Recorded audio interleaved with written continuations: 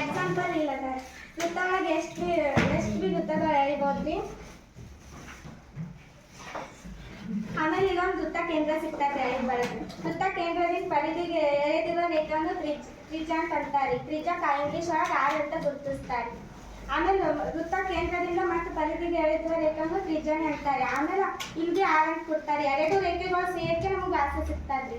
ವ್ಯಾಸ ಸಿಕ್ಕಾದ್ಮೇಲೆ ವೃತ್ತ ಕೇಂದ್ರದಿಂದ ಪರಿಧಿಗೆ ಎಳೆದಿರುವ ರೇಖೆಯನ್ನು ಕಟ್ ಮಾಡ್ತಾರೆ. ಕಟ್ ಮಾಡಿದಾಗ ನಮಗೆ ತ್ರಿಭುಜ ಸಿಗ್ತದೆ.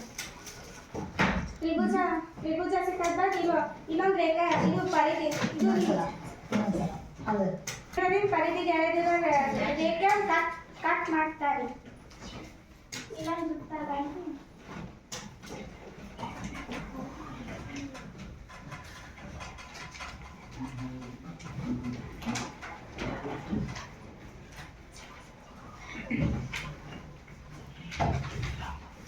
ಇಲ್ಲಿ ತನಕ ಕಟ್ ಮಾಡಿದ್ರೆ ಅಂದ್ರೆ ನಮ್ಗೆ ತ್ರಿಭುಜ ಥರ ಸಿಗ್ತದೆ.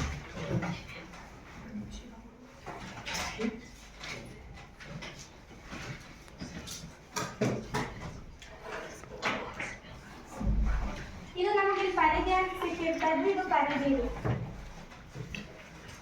ಪರಿಧಿ ಇಲ್ಲೊಂದು ರೇಖೆ ಎಳಿಬೇಕ್ರಿ. ಇಲ್ಲಿ ತ್ರಿಜ್ಯ ಸಿಕ್ಕಿರಿ. ಯಾಕಂದ್ರೆ ಫಸ್ಟ್ ಈಗ ತ್ರಿಜ್ಯ ಅಂತ ತಗೊಂಡಿರ್ತೀವಿ. ಆಮೇಲೆ ಇಲ್ಲಿ ತ್ರಿಜ್ಯ ಅಂತ ಹೆಸರು ಕೊಟ್ಟಿರ್ತೀವಿ. ಇದು ಆರ್ ಅಕ್ಷರಲಿಂದ ಗುರುತಿಸ್ತೀವಿ. ಇದು ಪರಿಧಿ ಆಗಿರ್ತದಲ್ರಿ. ಪರಿಧಿ ಅಣ್ಣ ಕಂಡು ಹಿಡ್ದಂಗೆ 2π ಆಗಿ ಇದು ಆರ್ ಆಗಿದೆ. ತ್ರಿಭುಜದ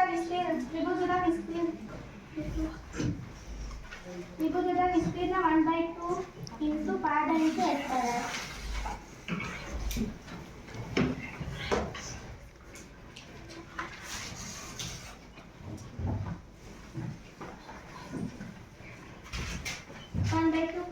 ಅಷ್ಟೇ. ಇಲ್ಲಿ ಪಾದ ಅಂದ್ರೆ 2π ಆರ್ ತಗೊಂಡಿರ್ತೀವಿ. ಇಂಟು ಎತ್ತರ ಅಂದ್ರೆ ಆರ್ ತಗೊಂಡಿರ್ತೀವಿ. ಇದಕ್ಕೆಲ್ಲ ಅಂತ ಹೆಸರು ಕೊಟ್ಟಿರ್ತಾರೆ. ಅಂದ್ರೆ ಇಲ್ಲಿ ನಾವು ತಗೊಂಡು ಆ ಫಸ್ಟಿಗೆ ಆರ್ ಲೈನ್ ಇದು ಫಸ್ಟ್ ತ್ರಿಜ್ಯ ಅಂತ ಹೇಳಿ ಆರ್ ಅಂತ ತಗೊಂಡಿರ್ತೀವಿ. ಅಂದ್ರೆ ಹಾಗೆ ಇಲ್ಲಿ ಎತ್ತರನು ಆರ್ ಅಂತ ಇಟ್ಕೋಬೇಕು. ಆಗಿರ್ತೀವಿ.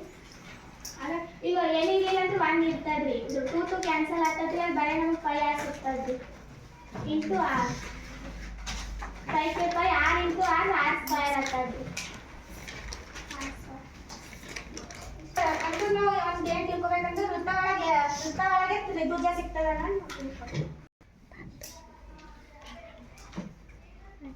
ಅದನ್ನ ಹೇಳಿ.